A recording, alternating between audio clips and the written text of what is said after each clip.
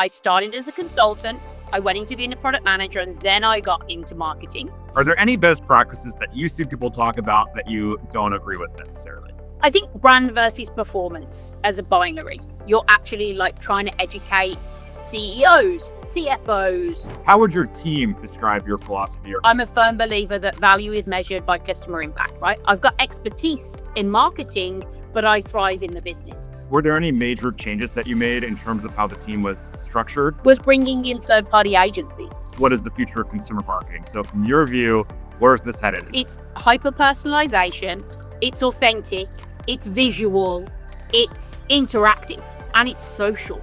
I have 85,000 people who want to tell me how to do my job and give me an opinion. I do actually see it as a blessing, but sometimes it can feel a little bit heavy.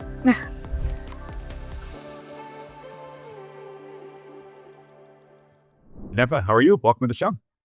I'm good. Thank you, Brett. Thanks for having me. Of course, really excited to have you here, especially given that you work at such an iconic brand. So before we jump into everything you're doing there, can you just tell us a bit more about your background, your journey, and what led you here? Sure, definitely. So whenever anyone asks me that question, I always say I'm not a career marketer. And I say that for two reasons. I think first is my path to marketing was through product. I started as a consultant, I went into being a product manager, and then I got into marketing. I also don't necessarily think of myself as a marketer. Yes, marketing is my discipline. It's the skill, it's the craft. But at this point in my career, I've spent most of my time looking at myself as a business leader, right? I've got expertise in marketing, but I thrive in the business. Plus, I'll be honest, I think marketing can sometimes get a bad rap. And I think to be a good marketer, you're best served by actually operating in a different discipline first. It's going to give you a different perspective, and it will build your credibility in a different way. So yes, I'm a chief marketing and content officer right now, but I'm a business leader and I'm a product manager at heart. And obviously you're CMO today. What does your role entail? I speak with a lot of CMOs, and what I found is that, all of them have some shared responsibilities, but a lot of them have different responsibilities, and the role does vary from organization to organization. When I think about my role, I think about it in three parts: method, message, and making it work. The method is how we partner with our sales and technical teams on the B2B side of the house of what's the methodology of go to market. Then on the messaging side, it's all the things you would associate with marketing: brand, positioning, packaging, value prop. And then making it work is everything we do with demand gen, whether that's working with industry analysts, whether that's working with media, social, lead gen, pipeline builds. And then at Udemy, I have a pretty unique opportunity that I'm not just the CMO, I'm the chief marketing and content officer. So I have the privilege of also inspiring, I hope, a community of 85,000 instructors to come and teach on the platform and to keep their content fresh and relevant. Wow. What's that like, working with that volume and that stick creators? It's really fun. But at the same time, I have 85,000 people who want to tell me how to do my job and give me an opinion. And I always say to them, keep the feedback coming, whether it's positive, whether it's areas for improvement. So I do actually see it as a blessing, but sometimes it can feel a little bit heavy. Do you have a favorite course that you recently took, or any examples there for us? Yeah, I think the recent courses being, on trend at the moment, a lot of our courses around vibe coding. And also as well, I recently took a course by one of our instructors on facilitation of workshops. So making sure that you can keep the team engaged, whether it's 5 people or whether it's 15 people. So those have been my two most recent courses. Let's zoom out here and talk a little bit about your general marketing philosophy, and then we'll dive into your marketing playbook. What is the philosophy? Or, a fun way I like to describe this or think about this is, how would your team describe your philosophy? Or maybe the CEO, like, how would they describe your philosophy if they were telling a friend about it? That's a super interesting one. So I think there are a few principles. What I would say is that my team and my leadership team as well would think that I embody these. So the first one is customer first, ego last. I'm a firm believer that value is measured by customer impact. Solving the real problems. It's not about, hippo, the highest paid person's opinion in the room, right? It's not who shouts loudest. It's real problems. So every activity, campaign, experience needs to be centered on how we're bringing value to the customer, bringing value to each other, bringing value to the business. The next one is execution beats endless plans. I love a good plan, don't get me wrong, but it's a fast-paced market, and marketing today is changing so much. So you got to go. You got to stay flexible. You got to ship fast. You got to learn faster. The third one is I'm a big believer in experiences. My team know that I do sweat the details. If we're having an event, do we have the flowers the right color that we're going to have on the welcoming reception, as an example? So I'm a big believer in experiences and building connected journeys. The last two, data and gut over convention. Love data, but sometimes marketers need to rely on their gut instinct. And I think that can be hard when you've got a multi-generational team, because sometimes you've got, I have an expectation that if you say you're a career marketer for 20 years, you just know some things, you don't have to test everything. If you're early on in your career, then use that data to be able to support your decisions and build up your profile. And then the last one is I'm a big believer that transparency fuels trust, right? So that's within the team, shared accountability outside of the team. I think most people think that they can be a marketer, and most people don't actually know the depth of marketing. And so I think it's our job as marketers to educate and inform all of those people that we work and partner with. Amazing that you're able to articulate that so clearly. Obviously, you've thought about these five principles. I have them written down. I have them documented, and it started several years ago, actually. And every now and again, like maybe every 6 months, I go back to them and I'm like, does this still apply? And I tweak them and change them. And, the world of AI, that changes a whole bunch of things. But I look at them and I'm like, actually, you know what? Yeah, these principles are foundational and they still apply. Has there been anything that you heavily removed where you looked at it and said, no, that was a principle of past times, it's no longer relevant? Or has it just been the small kind of tweaks and updates or evolutions as you've done it? I think there are definitely things that I would say I'm steadfast in, right? So I'm steadfast in that belief of experience as a differentiator. I think it's less to do with the principles themselves, and I think it's more to do with the operationalization of it. So in recent years, I've become a big fan of a 10x versus 2x mentality, right? Bigger, bolder moves versus incrementality.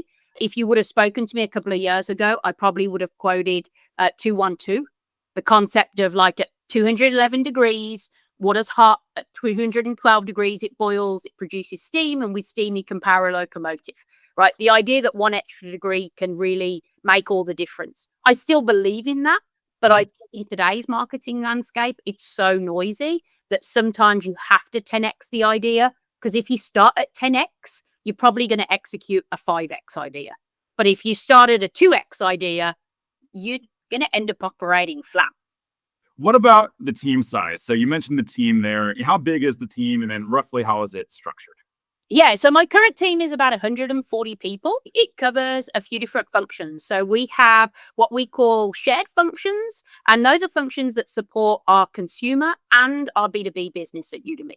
And they're things like brand and design, product marketing, analyst relations, media relations, and also the content team, right? As pretty unique for Udemy, our content and instructor team. And then we have within my group, a dedicated B2B team.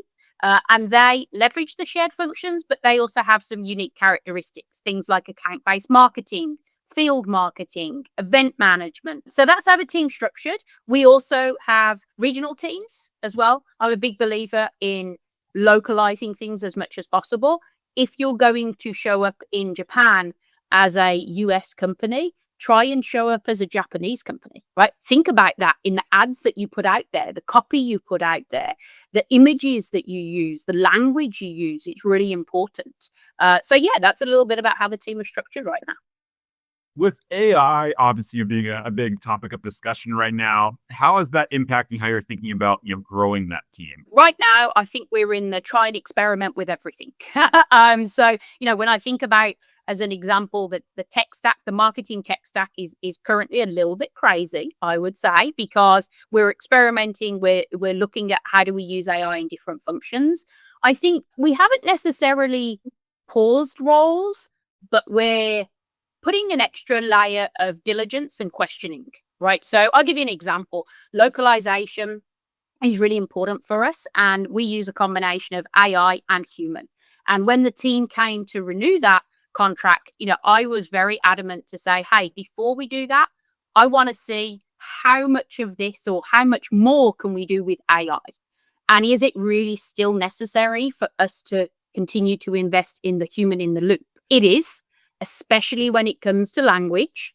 It's very, very important. The AI technology is great, but there are nuances in local language that AI still can't pick up. I think it's been less about pausing for us, more about just being extra diligent before we do move ahead, because we don't want to lose momentum as well. I think that's the other thing, is we're trying to keep the momentum going. Now, in the future, do I envision that I, as a CMO, will be managing humans and agents? 100%. Do I expect my team to be thinking about how they can agentify workflows? 1,000%. But, it's also trying to do that as we're keeping the business running too. And so sometimes you can't stop. You have to sort of keep going with it and do both in parallel. When you joined and took over as CMO, were there any major changes that you made in terms of how the team was structured? And I'll ask that again for the playbook and the actual strategy of some of the changes that were made there. One of the things I remember when I joined Udemy is like, hey, I'm going to bring stability to the team. And it feels like we've actually gone through a lot of changes, but each of them have been for the right reason. I think one of the key things that I did when I joined, which can be a little bit controversial, and I'm sure some of my team are happy about it and some of my team are still unhappy about it, if I'm honest, was bringing in third-party agencies. In particular, we did a partnership with McLaren Racing, and we needed to launch that partnership differently. Udemy had never done that before. They'd never done that scale or size of partnership or that type of partnership. So I brought in a third-party agency. And the reason for it was not because I didn't trust my team, but because sometimes you need that outside perspective, that extra jolt of energy to show like, hey, here's where the bar could be, and we can all get there together. And I think that sometimes is, sometimes people will see that as a negative. I see it as actually having the humility to know that there's always going to be someone out there who can do things better than you, smarter than you, has a more creative idea than you. So that was one of the things, was a bit more of a focus on brand, definitely a restructure in terms of how we approach our instructor community, getting more one-on-one and closer with them as well. And thinking about how we shift this perception of Udemy from not just online courses, but to learning experiences. So introducing new product lines and introducing new messaging and packaging with that. And anything else specifically on like the playbook side, or any big changes on how you've been focused on growing the business? Yeah, so I think the big thing is and this sounds odd, but I would say there was a lot of focus when I came in on paid channels, right? Especially for our consumer business. And so I put a lot of time and effort into the organic side of the house, in particular with social. So I'm a big believer in social and influencer. And we saw actually when we started doing this last year, again, this was new for Udemy. It wasn't new for me. But when we started running UGC, so user-generated content ads, the ROAS on them, the return on investment, was 5 times more than the standard creative. And, the social team when I joined was 2 people. The social team is now 12 people. Wow. Right. And the reason for that is because with all the changes then have since happened with things like AI mode and AEO and GEO, SEO, all these different pieces, the organic channels are just critically more important. And so for me, that was an area that we really shifted, was the shift from paid, dependency on paid, to growing the organic, and in particular on social. On the search side, you mentioned GEO, AEO. Are they the same thing, or are those different things? That's one clarification that I would have, because I see those terms thrown around a lot. Yeah, so I think with the GEO, I think that it's where you're looking at different pieces. So one is being able to like show up in the ChatGPTs, the Perplexities, the Claudes of the world. The other one is like just thinking about AI mode with Google, right? So still going to Google to do your search, but now you've got the AI mode, which takes up half of the page for most searches. So it's about hitting both of those. So the new inputs, I would say, the new places that people are going to search. And then it's hard to call Google the old school, given how much they still have volume on search. They're still the dominant player. But yeah, impacting the AI mode with Google in particular. That seemed very overhyped when everyone was saying like that's the end of Google, as if they weren't going to evolve and adapt. Like this massive company was going to just call it quits. Oh yeah, But I literally I had spent I went and did a 3-hour meeting with the Google team, and I was like, listen, don't get me wrong, our strategy has to change, but you are 100. I mean, as a marketer, as an advertiser, of course, Google is still going to be in your strategy. I mean, look at their search volume. Their search volume outranks any of the AI engines by far. But the reality is, I think about me as a user. Where do I go today?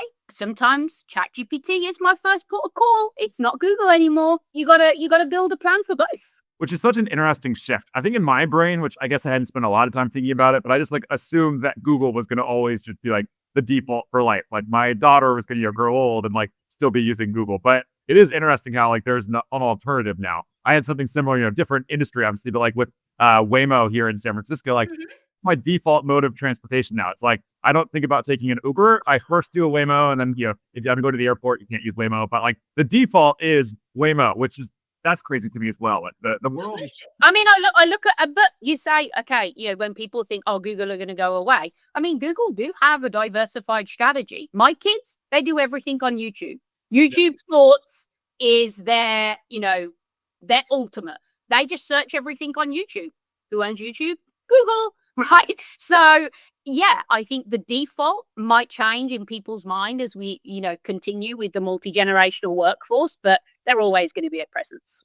Yeah, I don't think it's going anywhere. What percentage of search traffic would you say comes from LLMs versus Google search? Like just roughly, I'm sure you don't know that off top. Yeah, I mean, right now for us, I would probably still say it's 60-40, so 60% Google, right? 40% across the different LLMs. I think that is growing every single week, every single month, every single quarter. And also as well, I think the important thing for marketers is to look at, where those engines are getting their data from, right? So things like Reddit, things like G2, Wikipedia, that's always an interesting one. I said to my team, like the other day, I went on our Wikipedia page. I'm like, guys, we got to update the Wikipedia page. Like, okay, come on, people. But sometimes, you think it as a marketer, all of these sophisticated things, and sometimes it's the core basics that you also need to get right. Yeah, makes a lot of sense. I think it's easy to like skip over the basics oftentimes, right? Yes, for sure. Now we're going to end with one final question. I'm seeing that we're almost up on time. So let's talk about, hot takes as it relates to best practices. Are there any best practices that you see people talk about that you don't agree with necessarily? I think brand versus performance as a binary. I think in the marketing community, it's well understood. I think the challenge comes when you're actually like trying to educate CEOs, CFOs, CROs. So brand versus performance as a binary. Yeah, brand, product storytelling, and demand. They're ultimately one interconnected system. So Preston Rutherford, who's the co-founder of Chubbies, I think has got some great perspectives on this. He does this awesome series on LinkedIn where he has these like conversations between a CMO and a CFO. And there are so many times where I have seen it on Twitter or LinkedIn or wherever it is. And I've sent it to my team and I'm like, OMG, he is listening to our conversations. So, I still see leaders thinking that you can win the game with one or the other. You can't. They fuel each other. And if you have to pick one to specialize in from a career point of view, I think it goes back to thinking about organic, right? So brand. And now the metrics that you can use to look at things like brand uplift and first day user list and all of these different types of things have really come a long way. So for me, that's one that I always get very knocked at is it's brand versus performance. And no, it's a blend. It's one ecosystem and you will feel the pain. If you only invest in one or the other, you might not feel the pain immediately. But if you're looking at this as a 1 year, a 2 or 3 year plan, you will feel the pain. And final question. This is the future of consumer marketing. So I, of course, have to ask you, what is the future of consumer marketing? So from your view, where's this headed? But we're going to put you on the spot. What's your prediction? The future of consumer marketing. I mean, listen, it's overhyped. I'm going to use the most cheesy words, but it's so true. It's hyper-personalization. It's authentic. It's visual. It's interactive. And it's social. especially if you're in packaged goods, you're in physical, then things like TikTok Shop, I think just going to continue because that blends all of those pieces together. It's social, it's immediate, it's authentic, it's a human being, and it can be optimized, through the roof with AI and algorithms and be hyper personalized. So, yeah, that's what I would say. Amazing. That's a great way to end things. Now, before we wrap, if there's anyone listening that wants to follow along with you, where should we send them? Where should they go? Yeah, so you can follow along with me on LinkedIn. So it's just LinkedIn/Genefa Murphy, and it's GENFA. A for Apple, I always say, because everyone always thinks with my accent that I'm saying I for igloo, but it's A for Apple. So follow along and obviously go and check out udemy.com for the latest courses and skills to help you boost your career. Amazing. Well, thank you for taking time to chat. As I mentioned at the start, it's always fun speaking with a marketer from an iconic brand, and definitely you guys have an iconic brand. So really appreciate you taking the time. Thanks, Brett. Thanks for having me.